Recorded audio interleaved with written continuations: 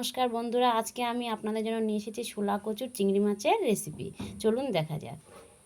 এখানে আমি কচু নিয়েছি, এখানে কচুগুলো ছোটো ছোটো করে কেটে নিয়েছি। তারপর মিক্সচারে আমি আদা কুচি দিয়ে দিচ্ছি, রসুন দিয়ে দিচ্ছি, জিরে দিয়ে দিচ্ছি 1 চামচ। এবার আমি এটাকে মশলা করে নেব। কড়াইতে তেল দিয়ে দিচ্ছি, তেলে চিংড়ি মাছগুলো দিয়ে দিচ্ছি, ভাজা করে নেব।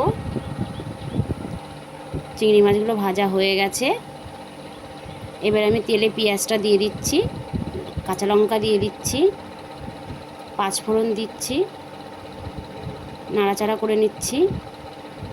এবার কচুগুলো দিয়ে দেব, কচুগুলোকে নাড়াচাড়া করে নেব। এবার আমি স্বাদ মতন লবণ দিয়ে দিচ্ছি, এরপর হলুদ দিয়ে দিচ্ছি। এবার আমি এগুলোকে নাড়াচাড়া করে নেব, নাড়াচাড়া করে এবার ঢাকা দিয়ে দিচ্ছি।